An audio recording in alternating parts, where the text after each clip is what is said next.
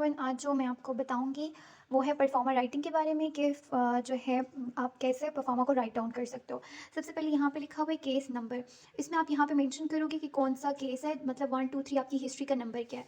फिर यहाँ लिखा हुआ है फाइनल डायग्नोसिस। फाइनल डायग्नोसिस यहाँ पे लिखा हुआ है टाइफाइड फीवर, मतलब ये जो हिस्ट्री में ले रही हूँ वो कौन सी बीमारी की है, टाइफाइड फीवर। आप डेंगू, मलेरिया, कोई भी जिस भी डिजीज़ की हिस्ट्री ले रहे हैं वो यहाँ पे मेंशन करनी है। फिर यहाँ पे आता है यहाँ पे पेशेंट आइडेंटिफिकेशन एंड डेमोग्राफिक्स। ये बेसिकली एक मेन हेडिंग है, ठीक है। ये मेन हेडिंग है, इसके अंदर ये सारी हेडिंग्स आती हैं यहाँ तक, जिसमें यहाँ पे पहले आता है पेशेंट नेम क्या है, आपने मेंशन करना है वार्ड कौन सी है, और उसके अलावा कौन सा बेड नंबर है, उसका एड्रेस क्या है, ऑक्यूपेशन, ऑक्यूपेशन का मतलब होता है जॉब क्या है। फिर उसके बाद उसका जेंडर बताना है, मेल है या फीमेल है, उसकी एज, हाइट और वेट। अगर हिस्ट्री जहाँ से आप ले रहे हो जिस हॉस्पिटल में उसमें लिखी हुई है तो लिखे, वरना ये बात छोड़ दें। ऑर्डर्स में क्या आ जाता है आपके पास, DOA।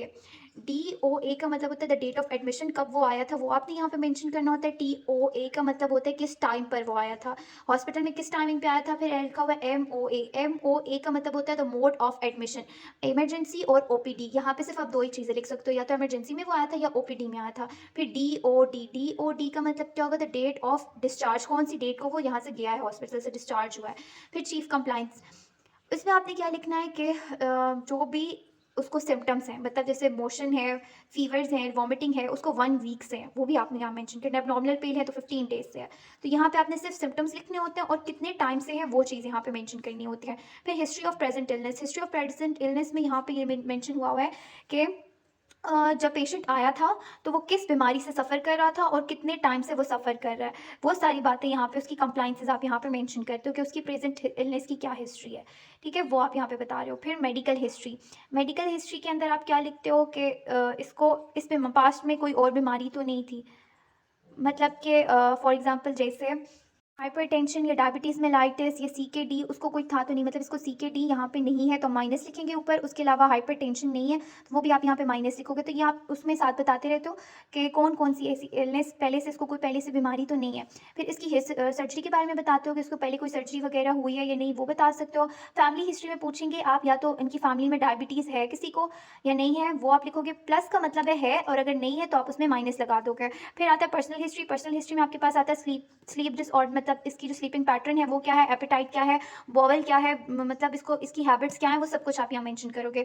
सोशल हिस्ट्री को छोड़ दें। उसके बाद एलर्जीज। एलर्जीज में नॉन ड्रग का मतलब क्या होगा कि ड्रग के अलावा किसी और चीज़ से, जैसे सीजन की वजह से, किसी फूड की वजह से अगर कोई एलर्जी है तो आप यहाँ मेंशन करोगे। और अगर नहीं है तो आप क्या लिखोगे, NKA।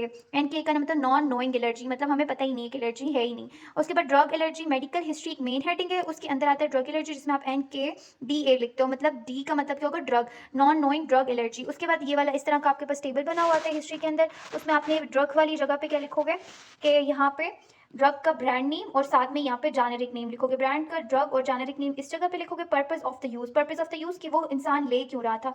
पैनाडोल किस लिए होती है, फीवर के लिए। कितने ड्यूरेशन से, 2 डेज से ले रहा था। स्टार्ट्स और रीज़न फॉर डिसकंटिन्यू, कि अगर वो ले रहा है तो इस तरह से लेंगे, और अगर नहीं ले रहा है तो फिर उसको क्यों डिसकंटिन्यू किया, उसकी रीज़न यहाँ पे लिखोगे। रीजंस की बात करते हैं, रिस्पॉन्स की बात करते हैं कि ये मेडिकेशन का कोई इफेक्ट हो रहा है या नहीं हो रहा। नहीं हो रहा तो आप यहाँ पे लिख दोगे।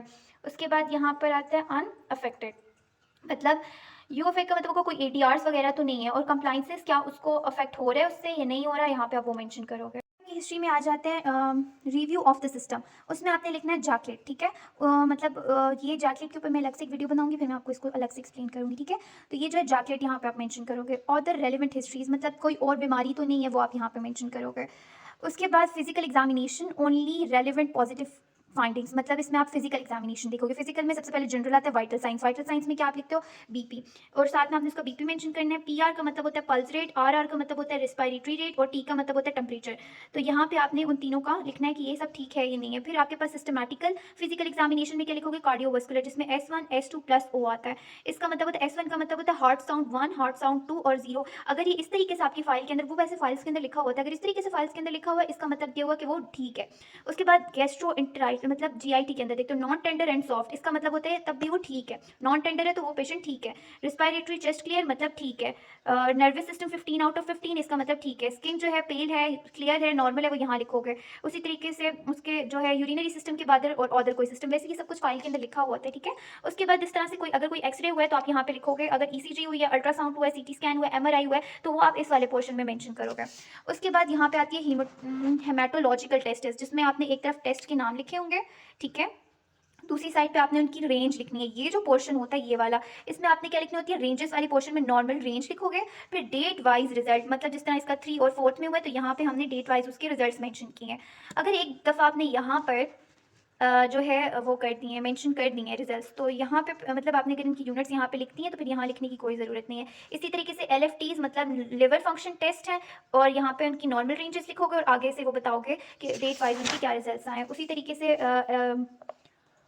RFTs होते हैं, रीनल फंक्शन टेस्ट होते हैं, इलेक्ट्रोलाइट्स होते हैं, BS एंड HbA1s होते हैं, ठीक है, वो सब कुछ यहाँ मेंशन करें। अदर्स में यहाँ पे टाइफोडाइट्स होते हैं जिसमें IgG और IgM पॉजिटिव, मतलब टाइफोडाइट यहाँ की मेंशन नहीं था ना, तो वो आपने सेपरेटली यहाँ पे मेंशन किया है, ठीक है, इस वजह से यहाँ पे किया। अदर रेलेवेंट टेस्ट मतलब इसके अलावा अगर कोई ऐसे टेस्ट है जो पीछे इस जगह पे मेंशन नहीं है, और वो यहाँ पे आपने लिखने होंगे, ठीक है। डायग्नोसिस वही बात है कि आप कौन सी हिस्ट्री ले रहे हो, टाइफाइड फीवर की।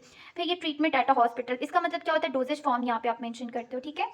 कि यहाँ पे स्टार्ट ऑफ द डेट का मतलब होगा कि जिस दिन, कौन सी दिन से उसको मेडिकेशन, जिस दिन वो आया होगा डेफिनेटली उसी दिन से उसको मेडिकेशन स्टार्ट करवाई होंगी ना, तो वो यहाँ पे आपने मेंशन करनी है। उनका ब्रांड नेम लिखना है, उनका जेनेरिक नेम लिखना है, उनकी डोज लिखनी है, उनकी रूट लिखना है, उसकी फ्रीक्वेंसी एंड ड्यूरेशन, ठीक है। अब मैं आपको बताती हूँ, ब्रांड नेम क्या हो गया, राइजिक हो गया, उसका जेनेरिक नेम ओमेप्राजोल, उसकी डोज कितनी है 40 mg, उसका रूट क्या है 1 IV का मतलब क्या होगा, इंजेक्शन के तौर पे, फ्रीक्वेंसी क्या होती है OD, ड्यूरेशन क्या होता है, ड्यूरेशन मतलब कितने टाइम के लिए आप देते हो, फ्रीक्वेंसी एंड ड्यूरेशन में मतलब कितने टाइम के लिए। अगर तो लिखा हुआ है हिस्ट्री के अंदर तो ठीक है, अगर नहीं लिखा हुआ तो छोड़ दें। डेट ऑफ स्पॉट मतलब स्टॉप मतलब कब दी है और कब से इसको खत्म किया गया, वो यहाँ पे आप मेंशन करोगे। नेक्स्ट पेज पे डिस्चार्ज मेडिकेशंस, मतलब जो भी मेडिकेशंस जो है उसको जाते हुए ली है घर के लिए, उसका ब्रांड नेम, उसका जेनेरिक नेम, उसका क्या कहते हैं, और रूट ऑफ एडमिनिस्ट्रेशन, उसके अलावा उसकी फ्रीक्वेंसी और उसकी डोज आप लिखते हो। फिर डेली प्रोग्रेस रिपोर्ट, DPRs का मतलब क्या होता है, डेली प्रोग्रेस रिपोर्ट। इसमें आपने बताना होता है कि वो पहले दिन आया था तो उसको कौन कौन से सिम्टम्स थे वो आपने मेंशन करने होते हैं। उसके बाद आपने यहाँ पे बताना होगा कि उसका temperature, pulse rate, BP plan, सब कुछ आप यहाँ पे एक्सप्लेन करते हो। उसका कार्डियक सिस्टम, उसका BP प्लान क्या है, वो सारी चीज़ें ये एक्चुअली वैसे तो लिखी हुई होती है वहाँ पे DPRs में, लेकिन फिर भी आप लिख सकते हो, मतलब उसके सिम्टम्स क्या क्या थे और उसके वाइटल साइंस क्या थे। ये दो चीज़ें आपने इसके अंदर लिखनी होती है। GBW का मतलब होता है जनरल बॉडी वीकनेस, ठीक है। एपिगेस्ट्रिक पेन का मतलब होगा कि एपिगेस्ट्रिक पेन का मतलब ये होता है कि उसको कोई स्टमक पेन तो नहीं था। केस एनालिसिस वाला पोर्शन होता है, यहाँ तक तो आप जिस भी हॉस्पिटल से हिस्ट्री ले रहे होते हो यहाँ तक आपको मटेरियल उसके ऊपर लिखा हुआ मिल जाता है। अब केस एनालिसिस वाला पोर्शन आपको खुद करना होता है, जिसमें सिग्निफिकेंट फाइंडिंग्स होती हैं, जिसमें आपने ये लिखनी होती है, देखो ये दो वो मेडिकेशंस हैं जो कि फर्स्ट पेज के ऊपर यहाँ पर उन्होंने लिखी, पैरासिटामोल और राइजिक स्टेबल के अंदर जो लिखी थी वो ये दो जो है यहाँ पर आप लिखोगे। फिर वही बताओगे इससे कोई एलर्जी तो नहीं हुई, रिस्पॉन्स कैसा था, कंप्लाइंसेस क्या थी, कोई ADRs तो नहीं है, और वो सारी चीज़ें।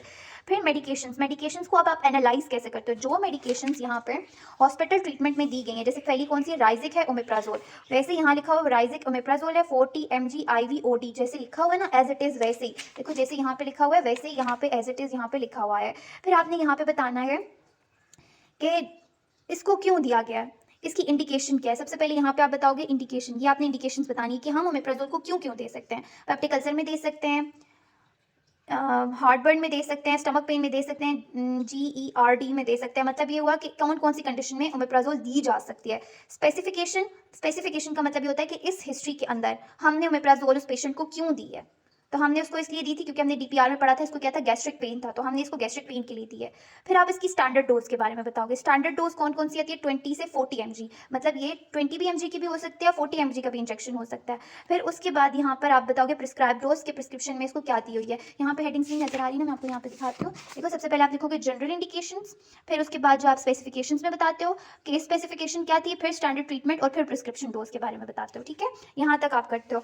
सिलेक्शन ऑफ द थेरेपी और ड्रग में समटाइम्स टीचर कहती है एक जगह पे आपने ऐसे लाइन लगानी होती है, इधर आपने स्टैंडर्ड ट्रीटमेंट लिखना होता है जो किसी भी गाइडलाइन से आप ले सकते हो, और दूसरी साइड के ऊपर आपने ये बताना होता है कि आपकी जो हिस्ट्रीज हैं उसके अंदर इसको क्या दिया हुआ है, मतलब कि हॉस्पिटल के अंदर कौन सा ट्रीटमेंट दिया हुआ है और स्टैंडर्ड ट्रीटमेंट क्या है, और फिर आपने बताना है कि ये ट्रीटमेंट इसके अकॉर्डिंग है कि नहीं। ADRs मॉनिटरिंग में ये बताना होता है कि कोई ADRs किसी मेडिकेशन की वजह से हुए या नहीं। इंटरेक्शंस को यहाँ पे लिखना होता है कि कौन कौन से इंटरेक्शंस दिए गए हैं। कंप्लाइंसेस, क्या पेशेंट जो है वो ठीक हुआ है या नहीं हुआ, वो यहाँ पे मेंशन करते हैं। पेशेंट एजुकेशन एंड काउंसलिंग के अंदर ये बताते हैं कि पेशेंट को आप क्या गाइड कर सकते हो, जैसे पेशेंट को मास्क पहनना चाहिए, अपनी मेडिकेशन प्रॉपर्ली लेनी चाहिए, उसे अपनी हाइजीन मेंटेन करनी चाहिए, उसे अपनी डाइट का। Outcome of the medication therapy मतलब क्या उसकी पेशेंट की जो कंडीशन है वो इंप्रूव हुई है या नहीं हुई है, वो यहाँ पे आपने मेंशन करना चाहिए। अदर पॉइंट्स को आप बेशक छोड़ दो, ठीक है, यहाँ तक है।